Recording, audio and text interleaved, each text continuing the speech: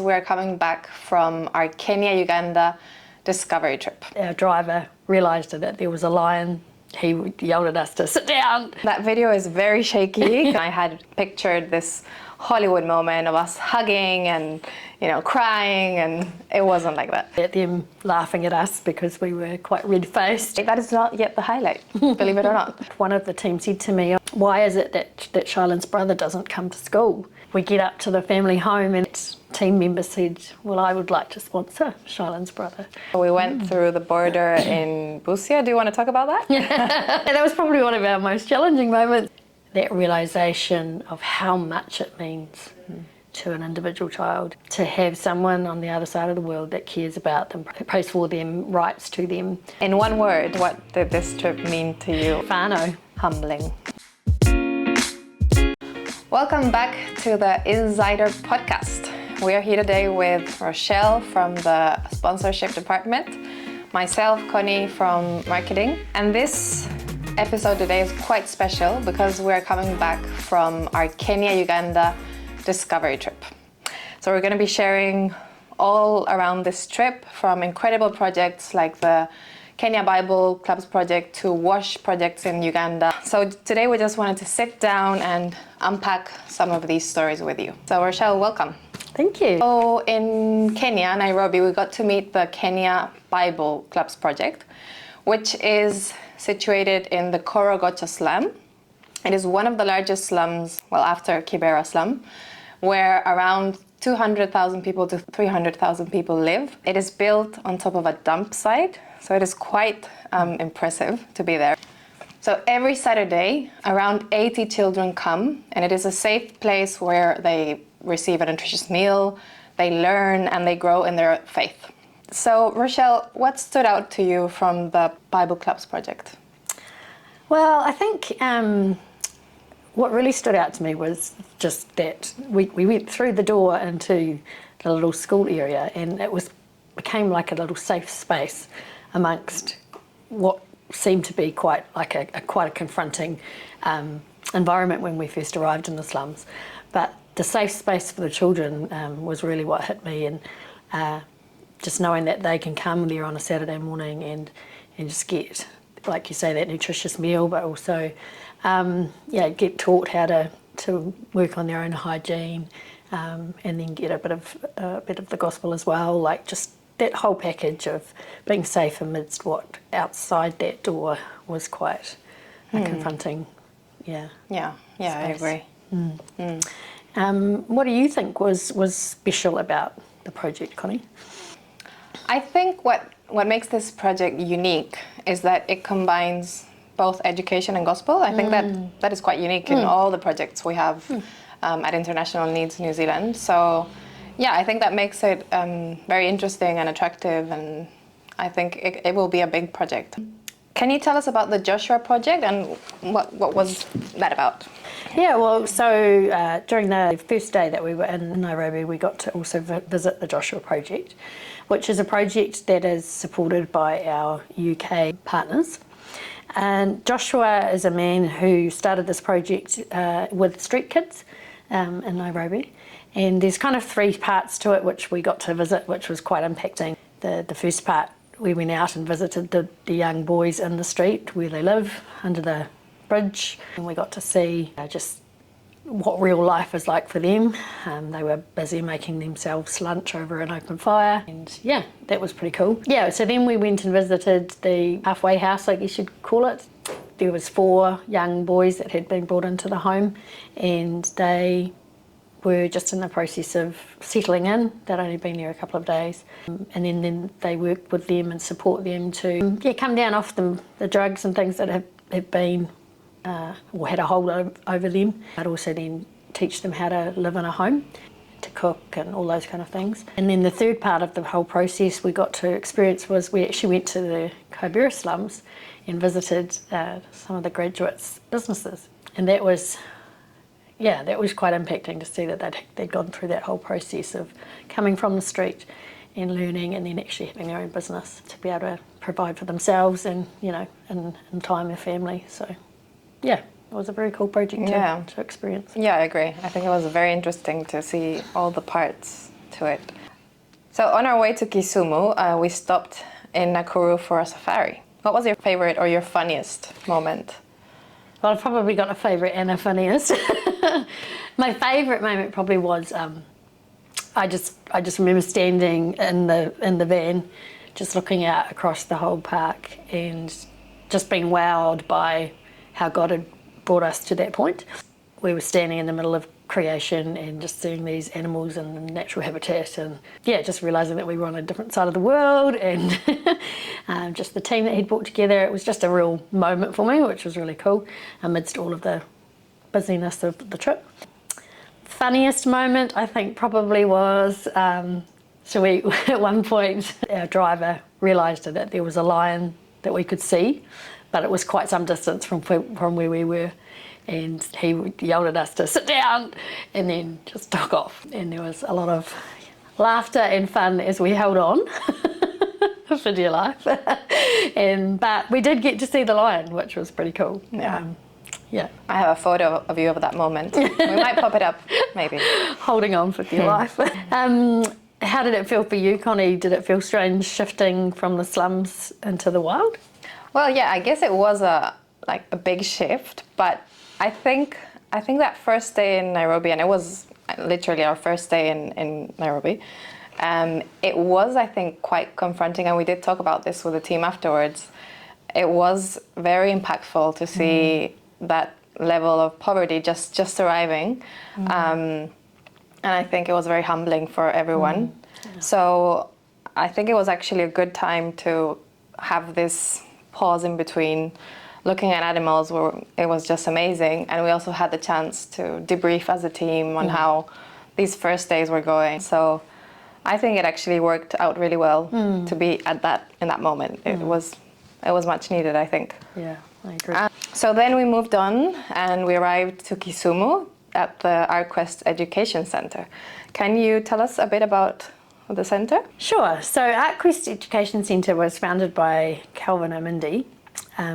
He is a very humble man that came from a humble beginning. We struggled with his own education and went on to university thanks to the sacrifice of his parents. And he decided when he was at university that he wanted to give back to his village. He promised God that he would do that. And at the beginning, when he got his first paycheck, he went and did just that. And his mum helped him to start a feeding program back in the village with just 8 children. And that has now grown into ArtQuest Education Centre, which is a school with nearly 150 students. And we got the awesome privilege of arriving and seeing the latest new building, which is a 2-storey building with 9 classrooms, and just seeing the incredible growth and all that's being done there. Yeah, and also it is the top school in the Vihiga County, which is pretty amazing. It's incredible. So Connie, what was your personal highlight from visiting ArtQuest? Okay, this is a long story. I'll try to keep it short. So basically, around 2 years ago, I decided I would sponsor a child. And always that process of choosing is very hard.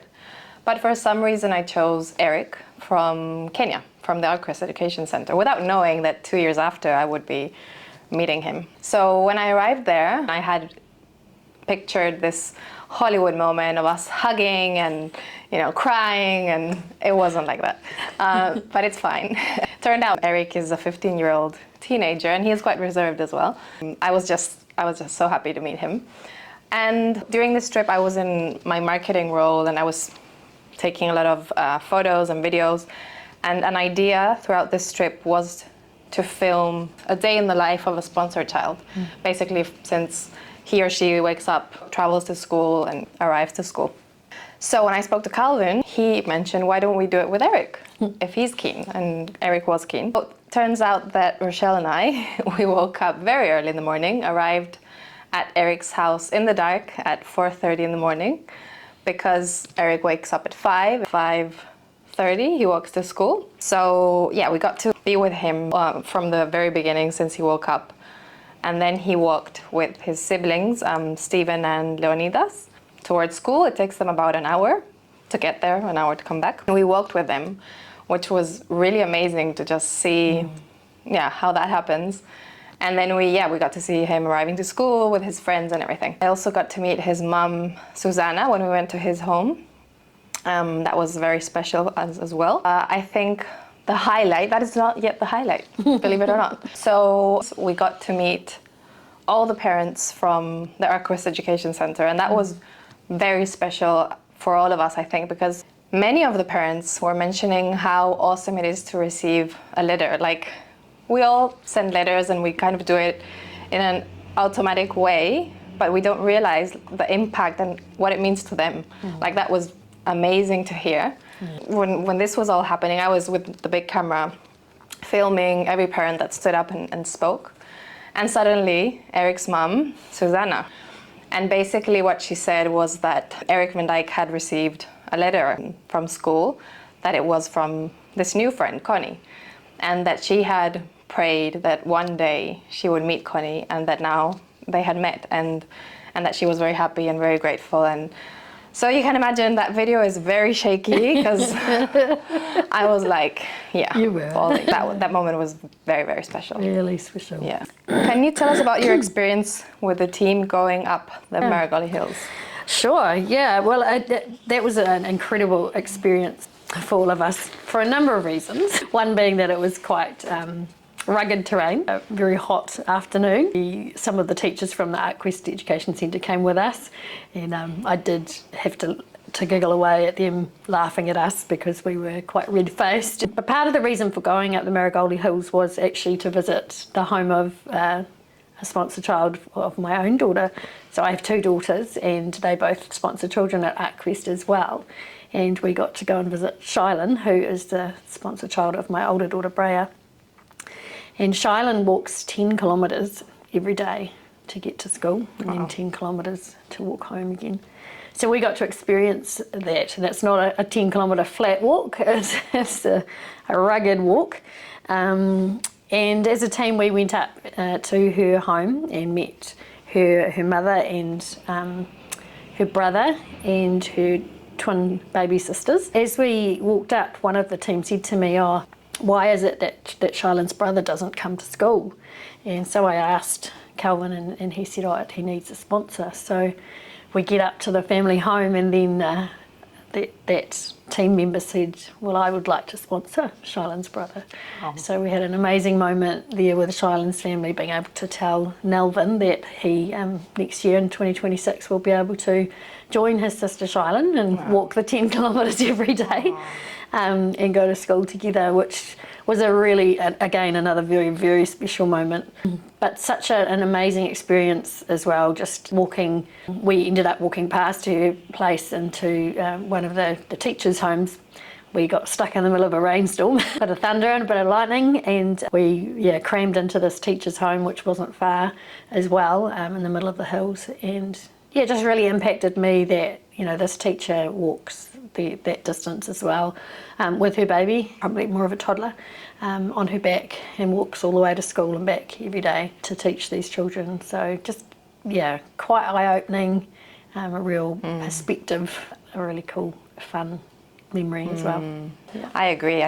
This whole trip brought so much perspective, and it was so humbling to see how different realities are for us, for them. So when we were in the Maragoli Hills, at Shylin's home, the whole family of 6 sleep just on a square mat in the middle of the floor. It's not even a mattress, it's just a mat. And that really impacted me as well. Just, we're so blessed over here in New Zealand, and just the impact of what a little bit of money from us can do for these families, the impact it has, the changes it makes in their life, is massive. Yeah, it goes a long way. It goes a long way.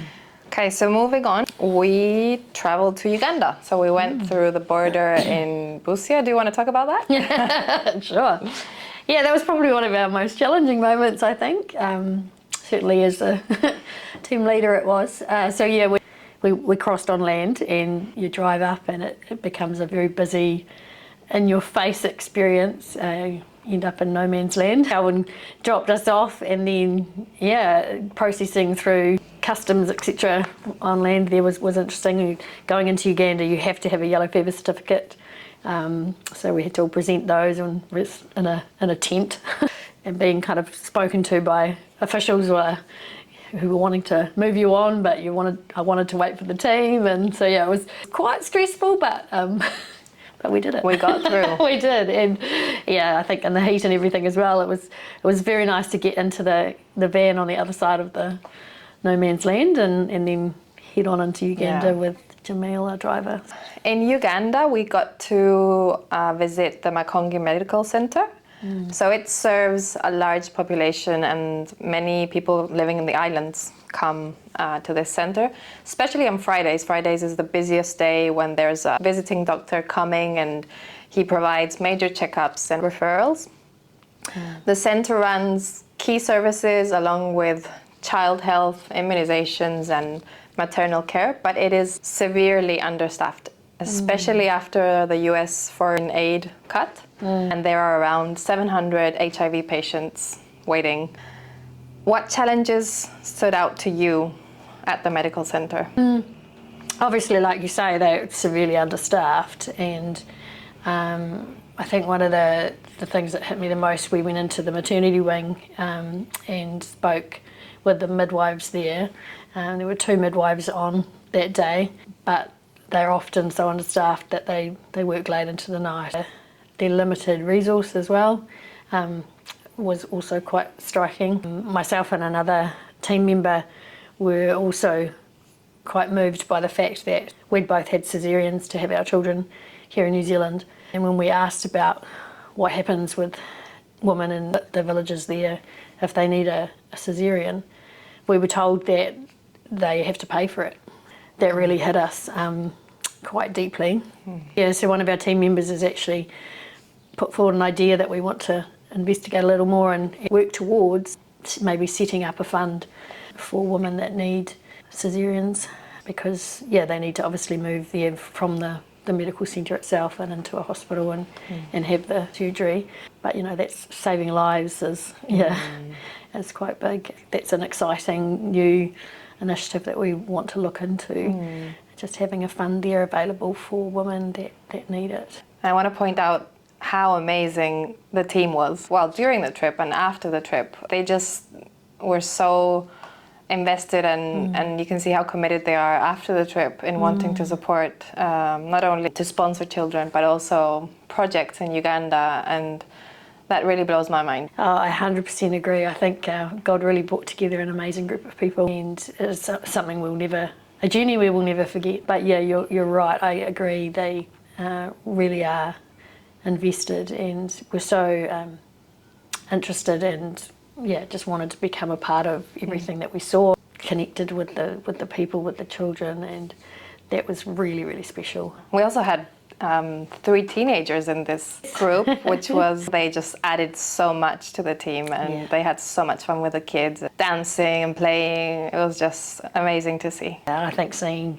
the whole experience through their eyes was something I treasured as well. So then we moved on to visit the WASH project in Uganda. That stands for Water, Sanitation and Hygiene. I think this is an amazing project. But let me hear from you. What's the biggest impact you saw from Water and Sanitation project? That was an amazing day. We travelled to a number of the villages that are helped by the WASH project. I think one of the biggest impacts for me was seeing the children coming to get water from the pumps, and then realising that in the past that wouldn't have been an option. They would have been going to unclean water miles away to get water, which would mean that they couldn't go to school. Whereas because these villages now have this project set up within the village, they can actually experience being able to go to school, but also a lot more easy access to fresh, clean water, which is obviously going to help with hygiene and health and just overall well-being of everybody. Yeah. And reducing diseases in general, cholera. Yes. Yeah, it's just a immediate impact. What makes the WASH project so sustainable and community-led? I found this fascinating. Basically, whenever there's a borehole installed in a village, there are these committees that are formed with people from that village. So it's 6 members. And within these 6 members, one of them is trained as a local pump mechanic along with the tools they need. So this means that throughout time, they can repair and maintain these boreholes. It's not just installing them and leaving them there. The people actually empower themselves and take charge of what they have and take care. And also in the schools they have wash clubs as well where they educate children on water and hygiene processes. So I just think it's a very integral project and it means that it can continue living on years and years because the whole village is educated and made part of it. And they were so enthusiastic about it as well. I loved how that there were members of the community just kind of flocked to come and meet us and see us when we came to visit their wells, because obviously it's making such an impact in their lives. So during our time in Uganda, we got to visit quite a few homes. Among these, visiting Jessica and her grandchildren. Can you tell us about her story? Yeah. So that was another very special. We had so many special moments. But meeting Jessica was definitely one that sticks, I think, with us as a team.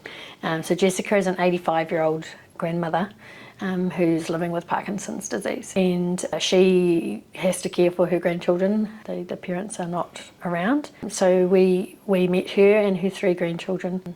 And the amazing thing is that the WASH project has been able to provide for them as a family a water tank for the home and then a latrine toilet for them to use. So that has obviously been life-changing.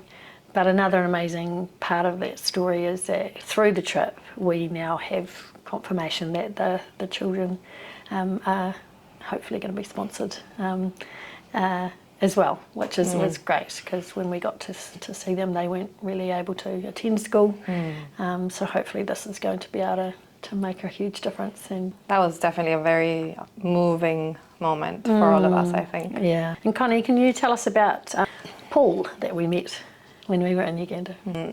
His story is quite inspiring. He comes from a very humble background, that most of the time they could only manage 1 meal at a day. So he became a sponsored child through the generous support from a New Zealand supporter. And that meant that he could now have breakfast and lunch at school, and that he was not just racing home for that 1 meal. Obviously, education as well. His elder brother and sister, they didn't have a sponsorship, so they didn't go to school. So he said, I don't know what would have become of me if I hadn't been sponsored. I would be, the situation that they are in. Paul is the one who provides now for his family, for his brother and sister.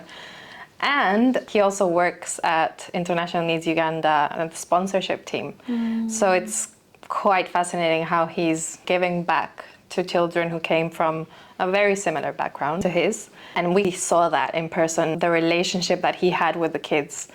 It was very moving. He was clearly very invested in his job and very close to the kids, and he knew perfectly how to communicate with them and with us.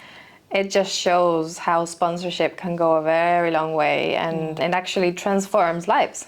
It was very inspirational to see Paul and see that full cycle of what started for him as a child, and now him being able to give back, like you say, into the children's lives. He was impactful.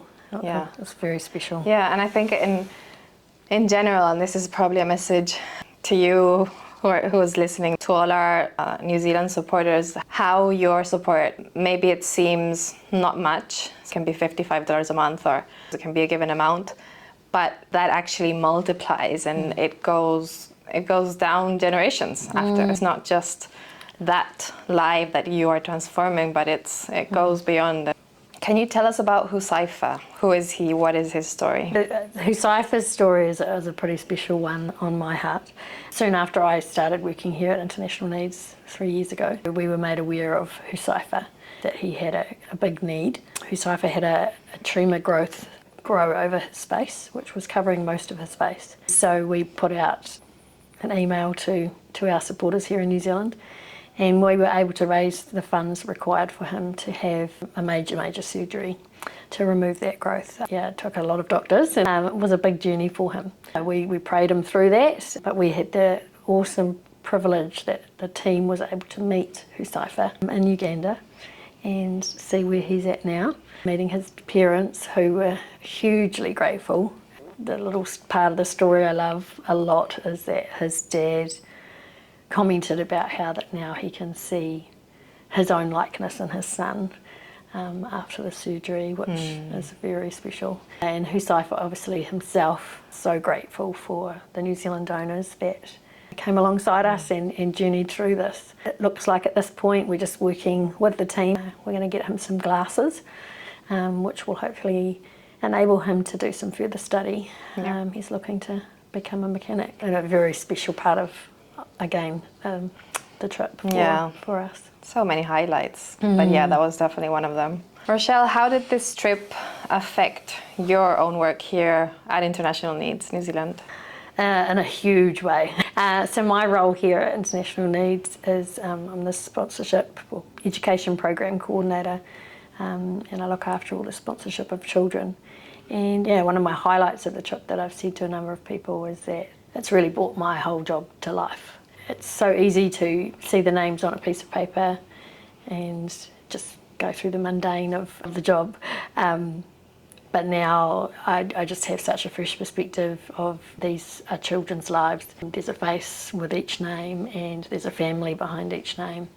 What we as a team in the education department are doing is so impactful in the lives of so many, and it just really brought my job to life. What about you, Connie, in your role?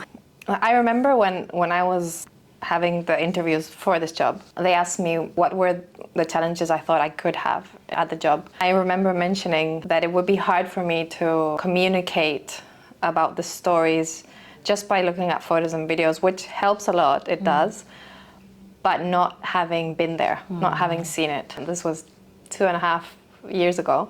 Actually being there and being alongside the children, the families, the workers, our partners overseas, and seeing their work as well. It's just a whole different perspective, and I feel I can now communicate in a better way the work being done overseas, and I guess it just complements so well now with my work, and I am very, very grateful to have been able to be in that trip. I think one thing I didn't mention earlier, so I actually got to meet, as I said, the sponsor children of my own children.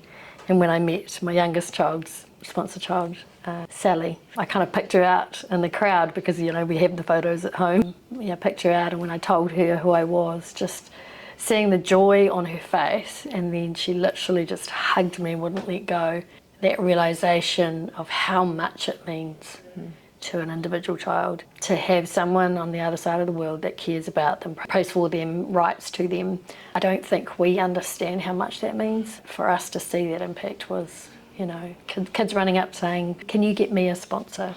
And even I remember because we went round the classes, and was it at ArtQuest, I think it was in ArtQuest, that we went in one of the classes and a child actually had the letter, the Christmas card from last year. It's just so amazing to see it in real life. In one word, what did this trip mean to you, or how would you describe it? Whatever comes to mind. Probably whānau. Yeah, family. What about you? It's very hard, but I'm gonna say humbling. And it has been quite a journey, I think, for all of us to come back to our routines and our homes and all the food we have and all the clothes we have, and just makes me very grateful. So thank you, Rochelle. To our listeners, thank you for joining us. If you haven't heard our previous episodes, you can go check them out and stay tuned for the next episode. Please don't forget to subscribe and follow us on social media. See you next time. This was the INNZider podcast. See ya.